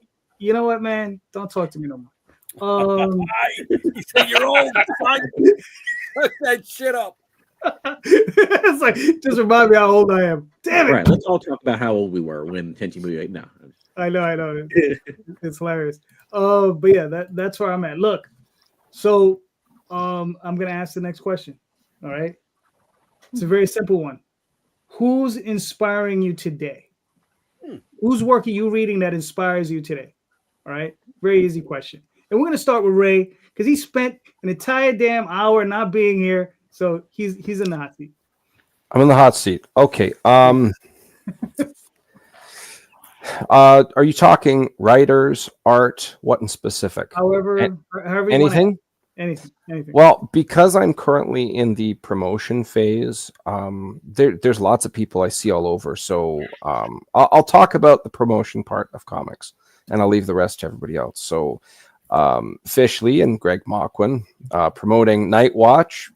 It's been going on in tandem, or I guess parallel is a better word, to just run at the same time as mine. I see them all over my feed, all the time. There's many other names out there. Carissa Grant, Lori Calcaterra for sure. There's just many names. You sit there. Sometimes I don't doom scroll a lot, but on my news feed, if you go down a couple of swipes, you'll see, like, once in a while I see the same thing come up, and it's like these people are putting their work in. So whenever I see any of these individuals, yet again, it's like, wow, good for you guys. It's always nice and motivating to see somebody else getting their grind on because they're trying to promote their product. So that will be my pick for now. All right, fair enough. Let's go with Eli. Who's inspiring you, sir? Yeah, it's interesting. I said I work with a lot of indie comic creators, so there's just a general inspiration from seeing people out there hustling. But for some reason on my mind, one of my creators is doing like pre-orders for their book. Her name is Red, who does a webcomic called Aurora. But I know a little bit about her, and she has a lot of trouble. Like she doesn't promote her own stuff a lot. I guess she wants the kind of art to speak for itself. So because she's doing that, kind of getting out there, getting out of her comfort zone, that's my current inspiration. Trying to remind me that there is, although it is a lot of fun in games, it isn't all fun and games. Sometimes you got to put on other hats and kind of get out there and do some other stuff. And if you really believe in your product and you have people in your corner, they can help to bring more out of you than you even thought you could yourself. So yeah, that's a good lesson that I'm, picking up on currently from. That's a Red, who's has a webcomic Aurora that I like. All right, cool. Dan, what are your thoughts? Well, I guess 20 years doing Argo Comics and this Thunder Zone imprint with the other creators kind of reinvigorated me a bit. So, I mean, a lot of those other creators that I'm now interacting with, publishing their books, brainstorming with, we have a book, Thunder Guard, which is kind of like a crossover type team. So, there gets to be that brainstorming and bringing in elements from each creator's characters. I don't want to just like generically use their powers. I want it to kind of be relevant to the particular character that's involved in the book. So that has been like a creative boost, and I mean, not an inspiration from the current crop, but an inspiration from the past with that Nature Man book, with the creators of these golden age public domain characters. You kind of said what makes me pick some of them. I mean, Superman being my favorite, like big two commercial character. This Nature Boy, who I have as Nature Man now, was created by Jerry Siegel and John Buscema. So, that inspiration of Siegel and Schuster with my favorite, corporate character of Superman gives me that inspiration of someone inspiring me in the form of Jerry Siegel and reading all those past Nature Boy stories, which there was about 5 of them, and then being inspired by that. So, and as far as other creators that are out there, I have been doing like this Indie Monster haul. I guess some monster part is because I end up picking up a lot of books each month. So I hold up the stack of books at the beginning of it, my own like Argo Comics YouTube channel, and then I go through what I bought and my reasoning behind it. And, a lot of indie publishing friends who I don't want to single out any of them because then I'll, forget someone. It's just great seeing their books, and Fish's work has been on that show because he's doing work for some of my publishing friends. So yeah, I mean, it's great to see great indie books that are out there. I get to show which ones, particularly speak to me, and I guess I have a fondness for the superhero genre. But yeah, I mean, the other creators who are out there doing fantastic work. I'm sure other people on this panel, some of whom I've read, doing fantastic work. So there's inspiration all around. All right, cool. Mr. Lee or Fish. Well, I mean, they both work. Man, everybody that really inspires me are all indie cats and people that are doing it themselves, because that's what I read. That's like 100% of the comics that I read, and a lot of like from new guys that are just getting started, like Esteban at Ultra Comics and T.S. Luther with Hellion and Bash and Tokyo Fire and stuff. Like, I was just reading a script from him the other day, and I was like laughing out loud and about to tear up, and I was like yelling out the sound effects. And this was the script. Like, this isn't even like pictures and stuff.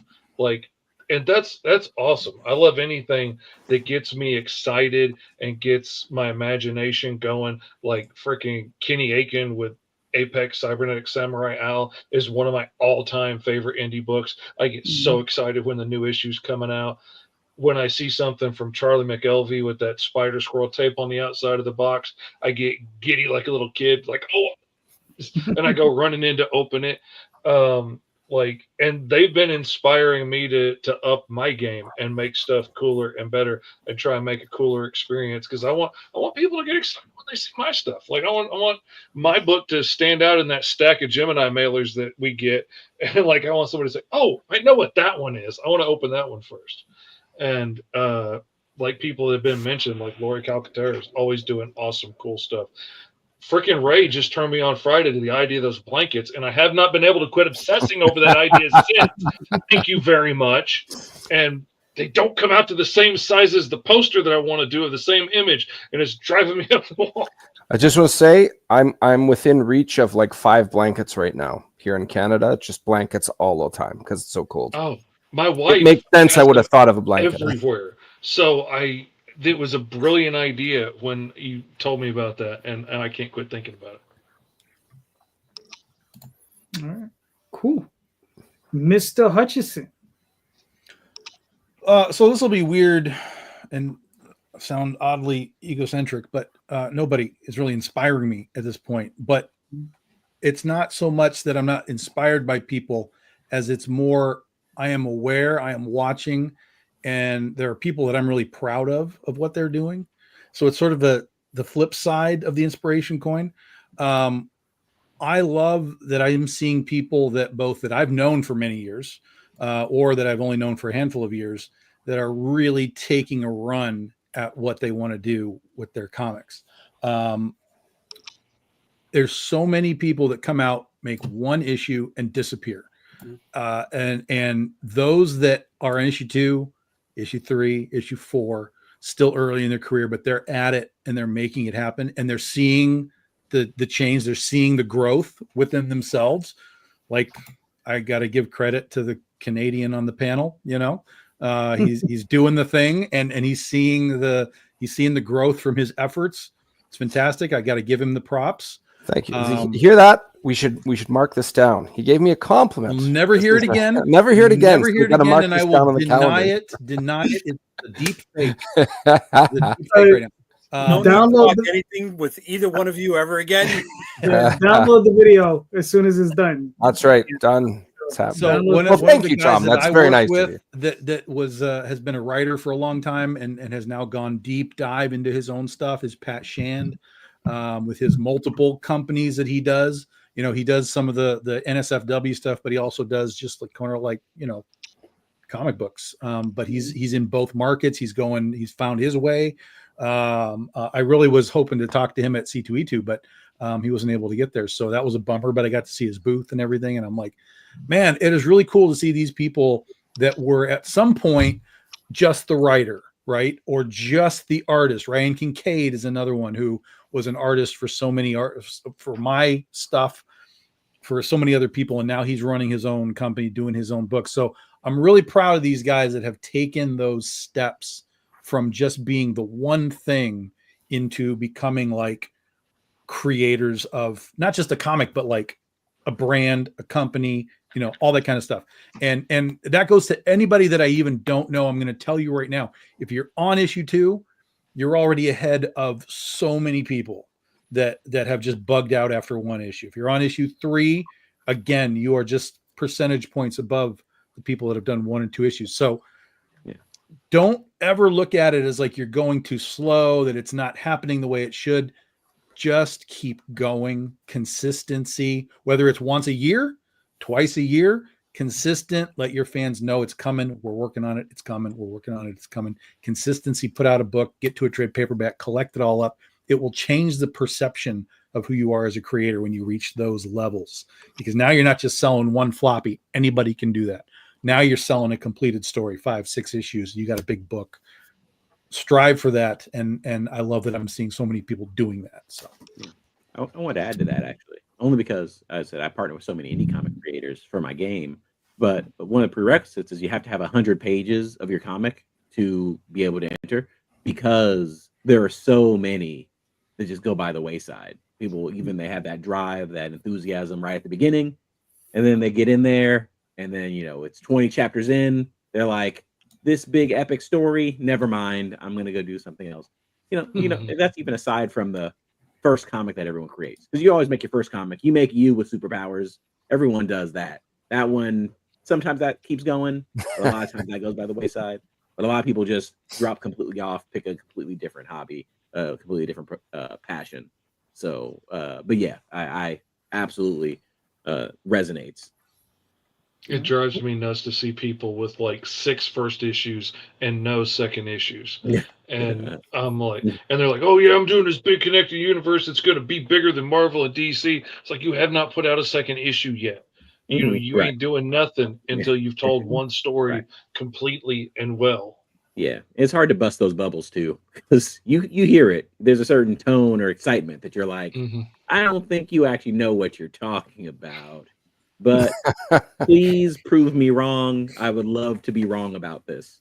Yes. Well, there's that fear that people will only buy number 1s. And there was someone who I came across recently who had like a number of miniseries, all like 3. And, you know, he sent me the link to them. But I really didn't know which one was first. So, you know, he didn't have them in any order, really. But everyone just wants to, and I think as creators, we always think, oh, I can improve it, so I'm going to like redo that issue 1. Don't even start on that trap. You know, that is a trap. Watch out for that. Keep doing that. Yeah. And I mean, with myself, Argo 5, I just put out issue 46. And there is the kind of barrier of entry where it's tough for someone to jump on 46. See, I don't buy into that at all. I don't buy into that at all. Okay. Because assuming, of course, that you have the previous issues available in some capacity, trade paperbacks or something. Sure. Okay, good. Yes. So the perfect example, right, is Invincible, the TV show, right? The TV show just came out. There's 25 volumes of that book. When that TV show came out, there was no barrier to entry. People just said, give me all those fucking books. And those sales went crazy. I got 3 of those big giant suckers. Yeah. Now, granted, none of us have a TV show to help with that marketing. But if your book is has enough hook to it, and you can say, look, I'm on volume 40, or I'm on issue 46, but you can start right here. Volume 1, first 6 issues for whatever it is. Got a place to point them, Boom. You just start them right there. It's manga too. Manga's the same way. There's 28 books in a manga. Start at volume 1. Drive them into that number 1. So obviously, the marketing for 46 brings in sales for number 1 or volume 1, because that is, you know, where people have to start. But it takes a while. You know, luckily there's print on demand, because it takes a while for those issues to sell when people, again, new readers come in and they want to go back. We have a steady flow of the people who've been there the whole time, and they do jump on and get the new issues as they come out. But yeah, there is that. I've been just trying to get to trades as much as I can on Kickstarter. That to me is more valuable than what Fish was talking about with the number ones. Like, people only want number ones, right? Like, that's where everything gets confusing. Like, where's volume 1? Where do I start? How many X-Men number ones are there now? How the fuck do you read the X-Men right now? It's impossible if you were to go back and try and figure out how do you read the X-Men in any sort of chronological order. You need a website that has it all laid out for you. If you have a long form story and you're on issue more confusing 50, than the Clone Wars, as long as you've got volume 1, 2, 3, and people can get it, that's going to be a much more valuable thing than anything else. Now, here's the other thing I'll tell you. If you're making multiple volumes, like let's say 1 through 5, 1 through 5, 1 through 5, just put volume 1 on the cover, volume 2, volume 3, like just put a number on it so people know your reading order. And even if it's a self-contained story, you're still going to have a chronological order. So just put volume 1, volume 2, volume 3, volume 4. That way people can easily just grab a book and just run through it and be like, oh, this is what I need. 1, 2, 3, 4, 5. We're in, we're done. Yeah, you're talking about those series that don't have any particular order. Yeah, like it's just X book, here's this, but then there's like 5 of them and you don't know what the reading order is. I totally understand that, Tom, but Mike Mignola and Hellboy, like, it's contrary to that, right? There's no volume 1, volume 2. It's yes, there is Hellboy subtitle. Yeah, but there's volumes on those things. Eventually, when he puts them on the hardcovers, sure. Okay. Yeah. I think you're right in that it was sort of a let's go back and do this, but there are volumes now. I know there's volumes. All right. Well, because I've got about 4 or 5. And it was I think it was a hindsight thing. They were like, oh shit, we got a lot of this. Let's tighten it up. Okay. Occasionally you can web search and you'll see reading order of whatever series. Yeah, but from a reader standpoint, if they're walking into the bookstore, they want to see where they start. 1, 2, 3, 4. That's manga. This is what we keep talking about with manga all the time. Where's the manga? 1 through 28. It's right there. So just put numbers on it, and you will save everybody a lot of headache. True. Jay, so who inspires you, sir? Oh, I think whatchamacallit, Charlie Stickney really has it dialed in. He's got he does really good community outreach, and it pays dividends on his launches. He's doing the work. He's somebody to look at, pay attention to, break down, and see what you can apply to what you're doing. All right, cool. I feel a little out. The person that I'm reading currently has nothing to do with Indy and is the furthest thing from Indy anything. It's Stephen King. Right? Because I've only read the book I'm currently reading is the second Stephen King book I've ever read.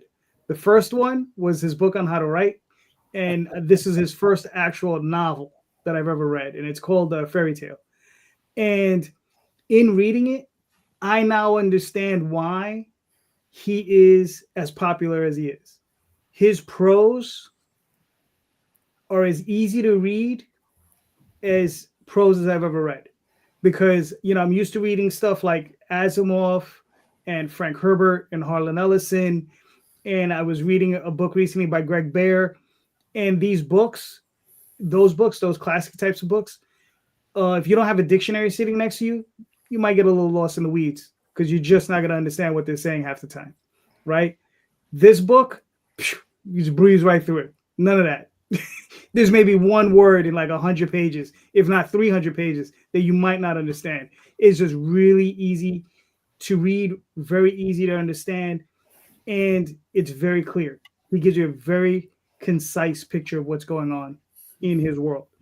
And I give him a lot of kudos for that. But I now understand. Now, a lot of people that I spoke to, my friend who has read tons of Stephen King, and he's like, yeah, he says, but he has a lot of tropes that he always runs over, and he goes over them over and over again. This is my first book, so I don't have that problem. Right? So I don't know what any of his tropes are. I'm like, nah.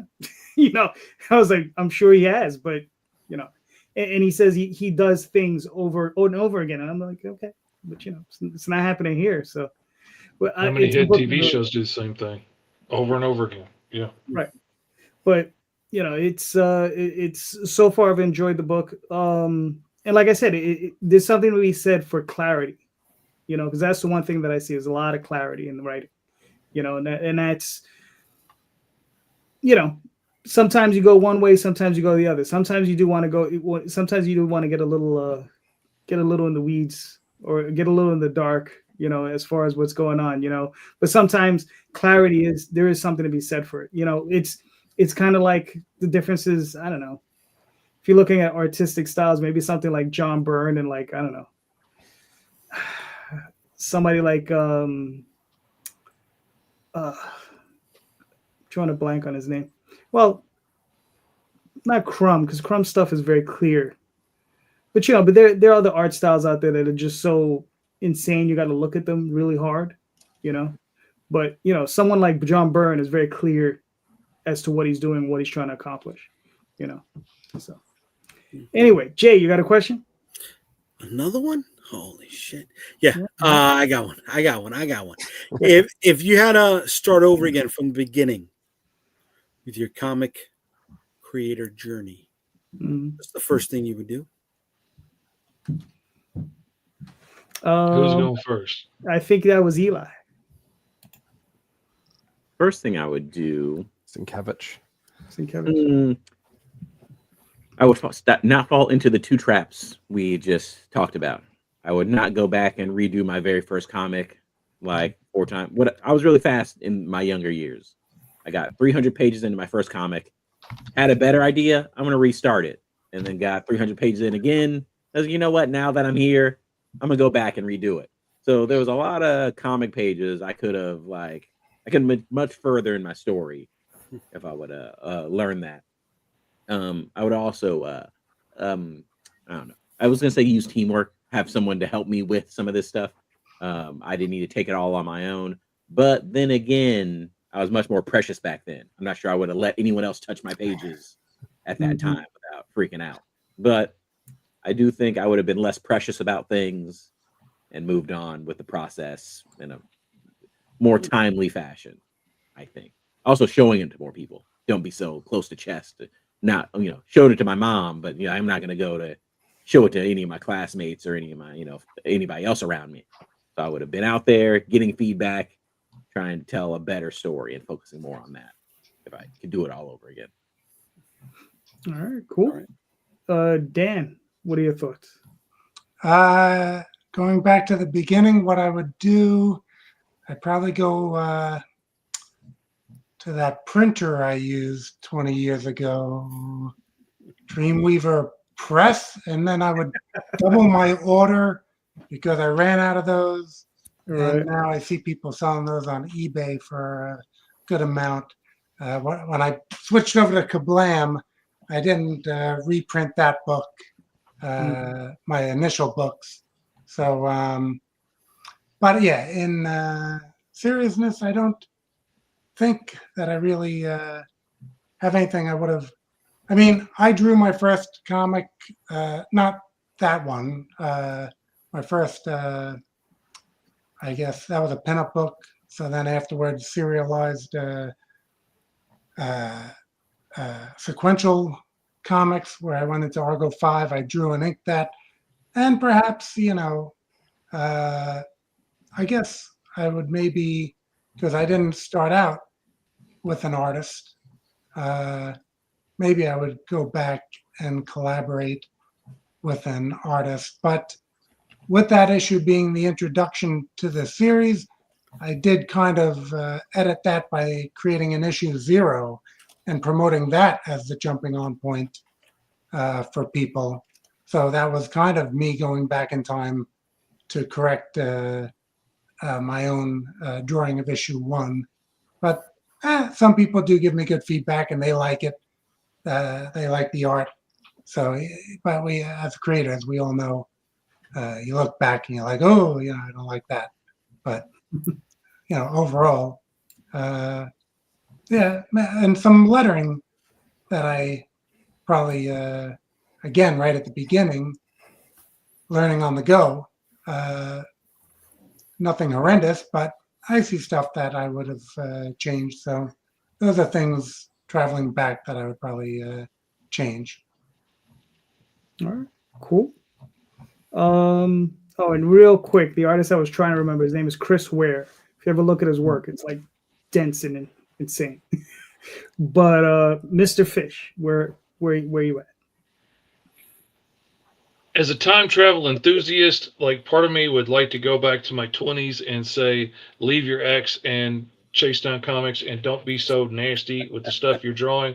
But then I wouldn't have my kids. So I can't do that. But if I could go back 6 years ago when I launched my first book on Kickstarter and first stepped out into doing my own comics, I would say, get your head out of your butt and do Alice. Do the story that you've been working on all this time. Don't try and do other stuff first to lay the groundwork and see if people will buy it before you launch your book. Do that. I could be, and that's the thing. That's the one thing that I try and tell people now. Like, I did all these different story ideas that I had. And we all have lots of ideas. I did like 5 different stories that I like. And then when a friend of mine was like, which one do you really want to be telling? I'm like, well, it's this one. He's like, well, why aren't you doing that? And I was like, that's a good question. I could be 16 issues into this now instead of 16 issues into 5 different books. Or if I had just started working on my own stuff, I could be 100-something issues into this instead of 114 issues into everybody else's books. So it would have been start on your own stuff and do it. People will dig it, and just do it. All right, cool. Ray, what are your thoughts? Well, if you went, well, Ray just started 3 weeks ago. So that's he is right. at the beginning. And that's Canadian for roughly a year ago. So, okay. So, anyways, Canadian metrics. Yes, time runs differently. Math. Just to add a little in Canada right now. that was tomorrow. So, just to add to what Mr. Fish was saying, if you did not, if you focused on just your dream one, I would have never read Ka the Cro-Magnon, and I love that comic. So there's been some pros there as well. Oh man, it's great. For myself, issue 1 I released last year, and it took me 2 years to get to that point. It's not my day job, and I was very careful in regards to getting the right talent, and I didn't have a deadline, so I could take my time on it. As Tom has said, tongue in cheek, I haven't been in this game for too long, but I don't think I would change too much. I've heard some of you say going back and redoing issue number 1. When I was barely double digit in age in the mid 90s, I heard some of you making fun of age and stuff earlier, but putting that aside, McFarlane was all the rage, and everybody's looking for that Amazing Spider-Man number 300 that had a couple years on at that point, high value. And I was always looking at Marvel's reprints. I looked at like first appearance of Scorpion and Amazing Spider-Man 19, and I would look at that art, and then I would look at McFarlane art as I went through either issues of Spawn or Wizard Magazine. Always showed great teaser images of get ready for this next issue. If you go to like Amazing Spider-Man 19 and you see J. Jonah convince him to try this experiment out, he gets all these superpowers, and you see him crush that concrete with his bare hands. He's got pincers for hands. I believe that's how they phrase it. It's the art is not McFarlane. In fact, in a lot of ways, there's a lot of flaws to it. And when I look at it, I don't think it's terrible. I think, wow, it's come a long way. And I think there's something to be said about that. Instead of trying to redo issues again and again, actually take pride in, I used to be that, now I'm even better, as opposed to trying to like portray you were always like this. I think that's a thing I try not to do. Like here's the first issue here, and having it in my hands for the first time was a really cool experience. And I'm sure X amount of years from now, I'll look at it and be like, oh, I wish I didn't do that, or oh, I wish I didn't do that. But again, it just shows levels of progress. You need to have a base from somewhere. So I don't, yeah, right on, man. But you look at Amazing Spider-Man Amazing Fantasy 15. I believe Steve Ditko drew that one as well. First appearance of Spider-Man. You see him hunt down Uncle Ben's killer. You look at the art. I mean, if Spider-Man didn't exist and that dropped right now, nobody would give it a second glance. But it was so revolutionary at the time. It's all relative. Like we talked about MMA a little bit in Night Watch. Well, the guy who was revolutionary when that started was Hoist Gracie, and the game passed him. Like, he wasn't revolutionary by the time he retired. He was subpar in a lot of ways. But at the time, it was a statement. It's all about just making statements and the time that it's involved in and growing from there. And that's awesome. I like that kind of stuff. All right, cool. Tom, what do you think? So I redid my first issue, and I'm proud of it. That's fine. God damn it. Not a complete. We didn't do a complete redo, but in our 10-year anniversary for the book, I did a really nice needed pass over. Well, that's an anniversary issue. That's respectful. We relettered the whole thing, and I cleaned it up. And this brings me back to the question: is what I would have if I started over? Is I'd have an editor, not so much a content editor, but just hey, this grammar sucks editor. And let me help you fix these problems. I didn't really have a true editor until I think year maybe 3 when we moved to Chicago, and I met Carrie Castor, who was a friend of ours, and she became my editor, and she's been an editor ever since. But yeah, when I went back to go look at that first volume of Penny for Your Soul, we were going to do a hardcover of it. I was like, I could probably clean this up a little bit. Let me see what's going on in here. And I read that thing like, how am I in business? Like, how is this my first issue ever? And people were like, cool. I was cringing myself. So, thank you for everybody who clearly liked the concept and was happy to just be like, well, we won't worry about those weird grammatical issues. And we got them cleaned up for you. Cool. Mr. J, what are your thoughts?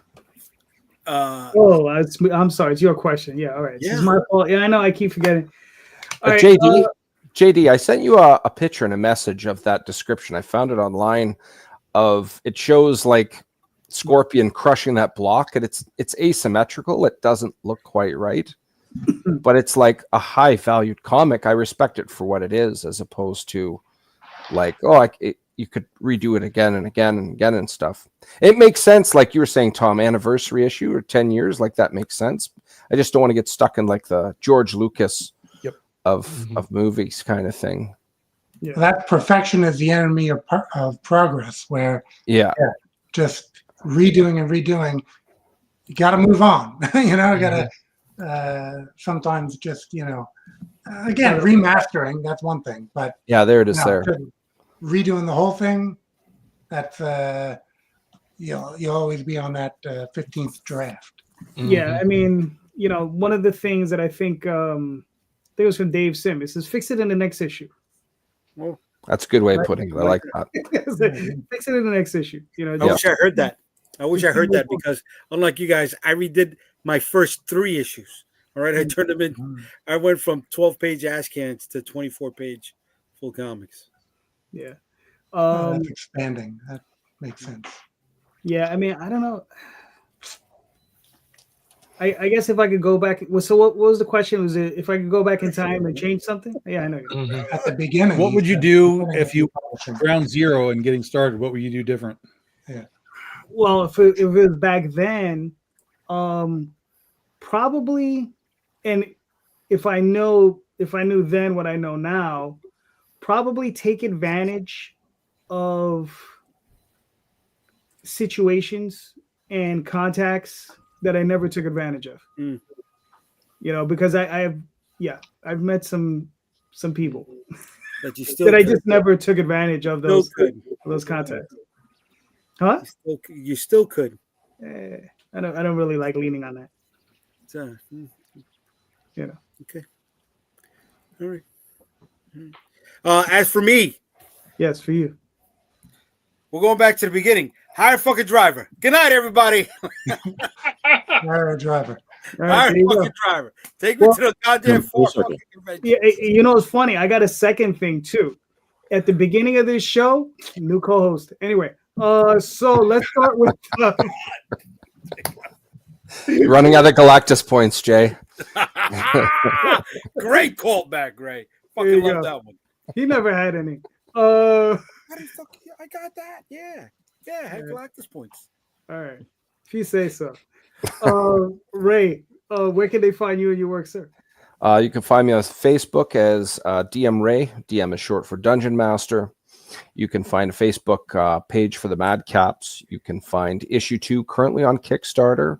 We are doing very well the last 4 days. Want to ramp that up and finish off strong. You can find me on Instagram and what I like to call Twixter as Raymond the DM. DM Ray was taken, but Raymond the DM will suffice. Those are all my critical ones. All right, cool.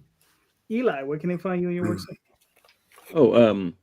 If you're interested in comics, you can find. Sorry, if you're interested in games, you can find that on getscatterednexus.com. Also doing a crowdfunding over on BackerKit. Just look up Scattered Nexus. I'm gonna be doing this one for a while, so that should be good for the next 5 years at least. If you're looking for my comics, you can find me on Comic Fury. Just look up Slim Studios, Alien 101, Actionland. I'm just in places. Specifically Facebook, Instagram, and YouTube are the main 3 I'm trying to focus on. There's just too many of them. I hear Blue Sky is pretty cool too. Maybe I'll try Blue Sky, but those 3, yeah, good spots. All right, cool. Dan? Well, for my past Argo comics, you can go to Indy Planet, Indy with a Y, and search Argo, and you'll get all the past issues that I have there. On Facebook, I have Dan Sehn.